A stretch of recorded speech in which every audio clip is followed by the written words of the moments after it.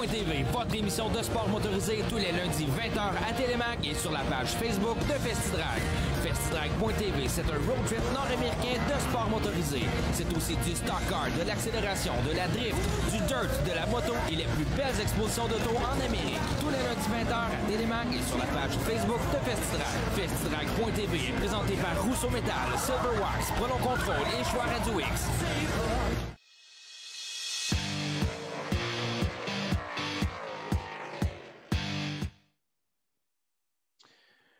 De retour dans cette semaine aux courses, exceptionnellement en ce dimanche soir. Je sais, d'heure en heure, les choses évoluent. Là, on va avoir la mise à jour du dimanche avec Dominique Lucier de l'Autodrome Granby du RPM Speedway. Doom, bienvenue dans l'émission encore une fois.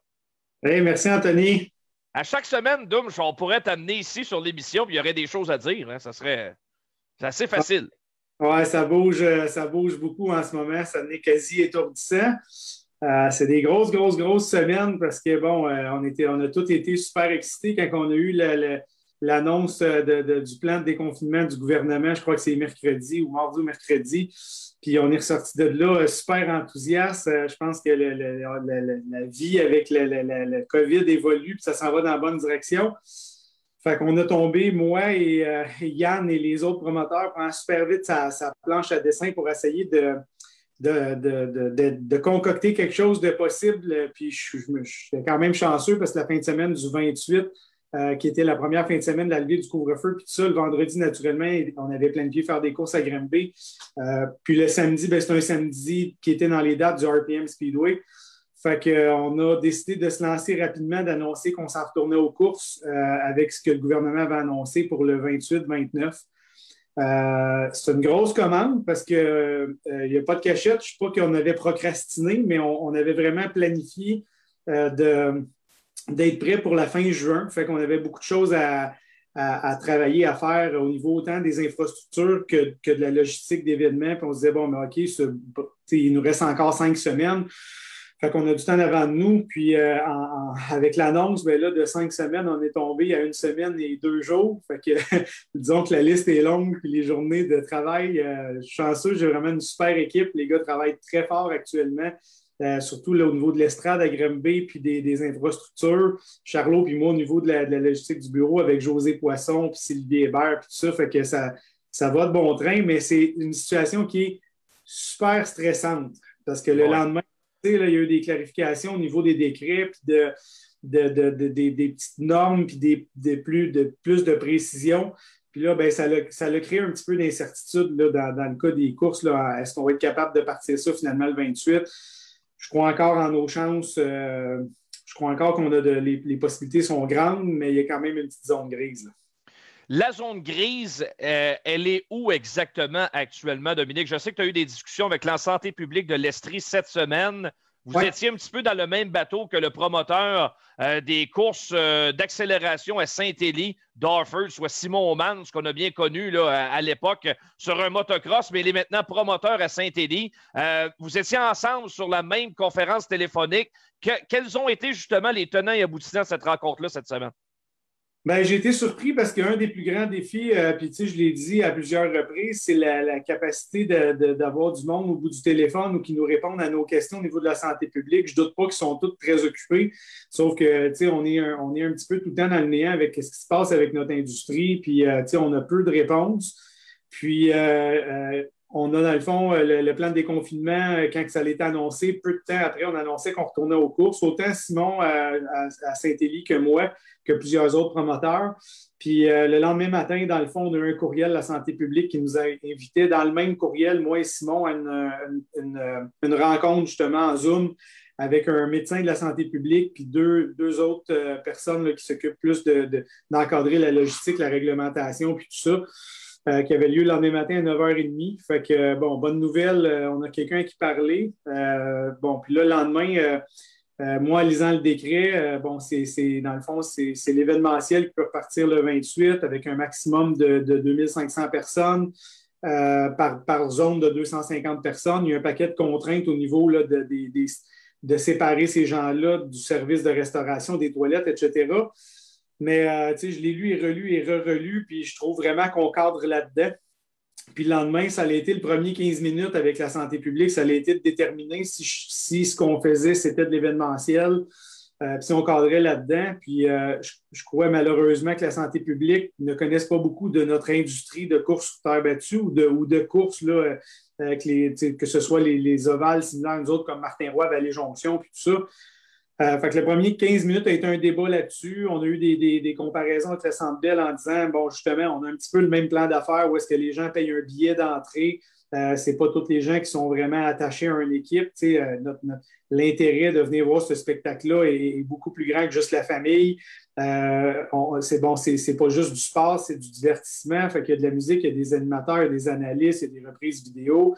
Je leur ai confirmé qu'on payait nos pilotes en réalité avec un principe de bourse, un petit peu comme les joueurs de hockey peuvent être payés. Fait que tu sais, l'ensemble des critères pour rentrer dans ce secteur-là, je pense qu'on le fait. Je crois qu'ils ne voyaient pas ça comme ça. Fait que quand on a terminé, dans le fond, on a pris 15 minutes de débattre de ça. On a eu à envoyer un courriel avec un petit peu un résumé écrit de ce qu'on s'était parlé, puis de nos arguments.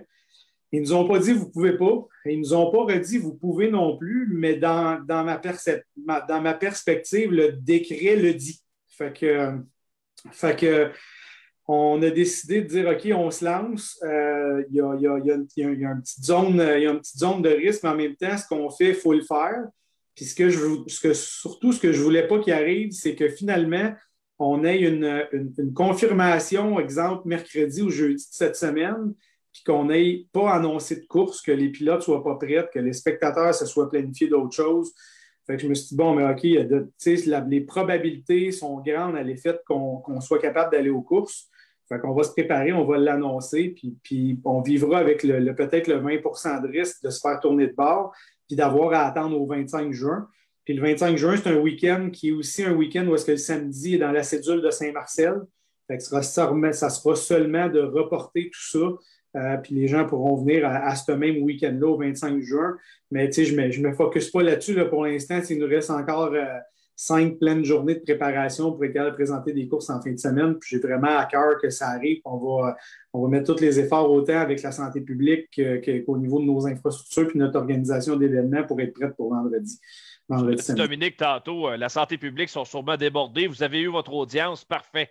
Si jamais tu reçois aucune nouvelle de leur part d'ici vendredi, est-ce que le spectacle a lieu? Oui, absolument. C'est comme je dis, j'ai pris le temps d'analyser ça comme il faut. De mon côté, j'ai pris le temps de discuter avec les avocats et de dire c'est quoi l'interprétation qu'on fait de tout ça. Si je ne cadrerais pas dans leurs critères, je n'irais pas aux courses. Mais en ce moment, à toutes les fois que je lis le décret, ça me semble très clair. Je ne vois pas rien qui démontre pas que je fais partie de cette industrie-là. Fait que c'est sûr que si je n'ai pas d'avis contraire, on s'en va aux courses vendredi, samedi. En étant très rigoureux, en respectant ce qu'ils nous demandent. En réalité, ça, je pense que c'est la clé du succès, surtout si on veut continuer, parce que naturellement, il y a le 28-29 mai, mais il y a aussi les semaines subséquentes qui nous mènent jusqu'au 25 juin. Fait que, je vais demander les efforts et la participation de tout le monde à respecter toutes les normes. On le sait, là, dans les estrades, des fois, ça me tente d'oublier les points puis les numéros de siège, puis de se tasser puis de se coller. On va être à capacité réduite dans le sens que, au final de tout ça, on va peut-être avoir 3 zones pleines de 250 personnes. Ça fait 750 personnes dans un autodrome qui tient 4000 sièges. Je serais déçu de voir que les gens ne comprennent pas l'impact que ça pourrait avoir, puis finalement décident de s'asseoir tout cordés un à côté de l'autre. Mais je pense que l'année passée, les gens ont en général bien répondu à toutes ces choses-là. Ça a bien été. Il nous reste un dernier petit bout à faire des efforts là, pour se rendre à la fin de toute cette histoire de COVID-là. J'ai 2 éléments bien importants à jaser, à te laisser filer, Doom.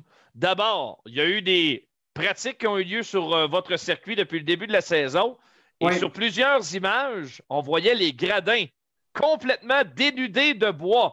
Là, c'est bien beau, là, mais le programme de course, c'est vendredi. On n'irait pas s'asseoir sur les beams de fer. Là. Il va falloir s'asseoir sur du bois. Est-ce que l'estrade est-elle prête présentement? Pas présentement, mais à l'avance. Encore, hier, on avait des pratiques avec Michael Parent, avec plusieurs équipes qui avaient loué la piste. Il y avait peut-être une quinzaine d'autos. Puis, tu sais, le chanceux, là, on est entouré. Hier, il y avait encore Paul Talbot, puis Régis qui était là. Tu sais, là, il y a eu du monde toute la journée, mais tu sais, jusqu'à 8 heures hier, il y a du monde qui travaillait d'arrache-pied là-dedans. Demain, moi-même, pour ceux qui me connaissent, je ne suis pas super manuel, mais je m'en vais faire la manœuvre, puis transporter des planches, puis monter du stock aux gars, puis m'assurer qu'ils dînent, puis qu'il y ait de l'eau, puis que tout roule rondement. On va être une douzaine demain sur place, puis toute la semaine, là, il y a beaucoup de staff. Il y a 17 rangées dans cette estrade-là. Puis là, aujourd'hui, je crois qu'il avait complété la 3e rangée. On s'attend à faire, je vais dire, au minimum une rangée par jour. C'est quand même assez long, là, c'est 8000 vis. Là, quand on vient à bout de faire ça, il y a beaucoup de découpage et de travail.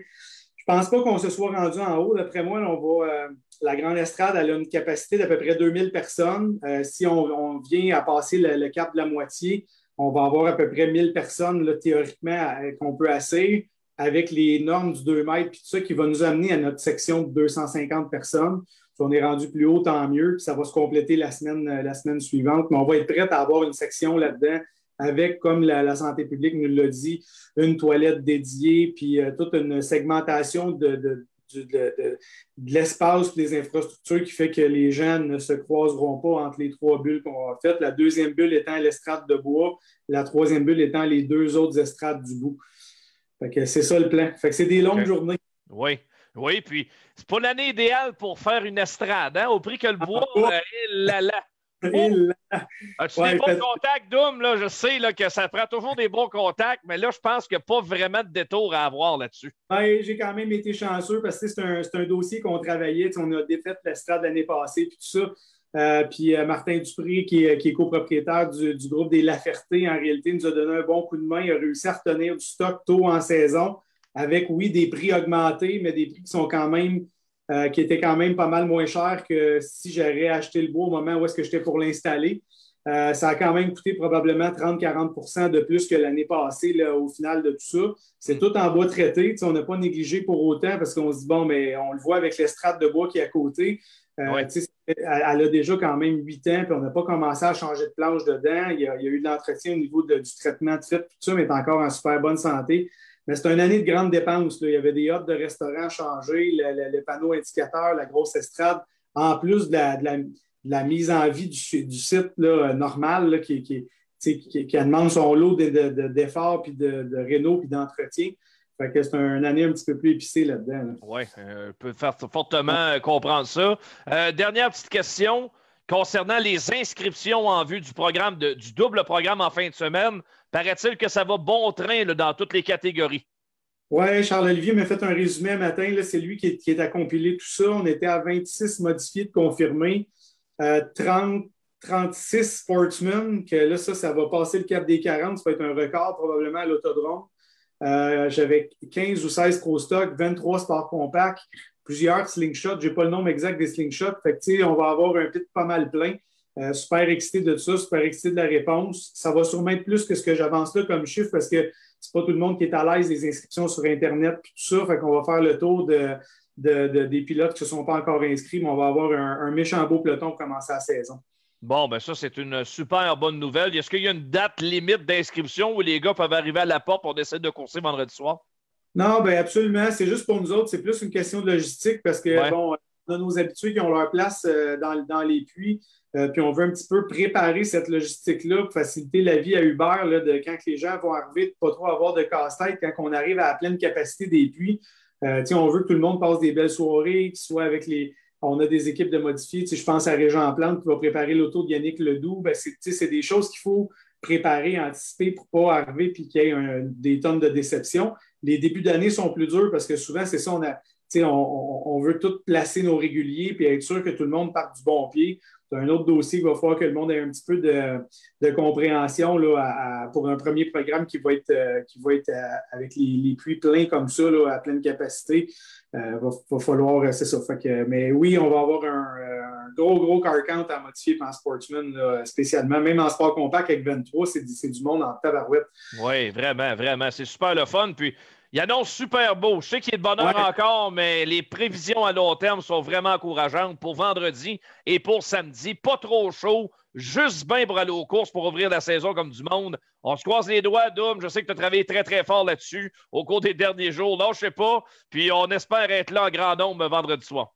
Ben super. Fait que merci tout le monde. On travaille fort cette semaine, préparer une belle fin de semaine de course. Ça va être le fun de commencer avec un week-end. Les motorisés vont pouvoir être là. Fait que réservez votre vendredi, votre samedi, puis on se voit le week-end prochain. Excellent. Salut Dominique, à bientôt. Merci. Salut tout le monde. Dominique Lucier, promoteur de l'autodrome Granby. On fait une pause dans cette semaine aux courses et au retour, le directeur général du Grand Prix de Trois-Rivières, Dominique Fugère, vient faire un tour avec nous.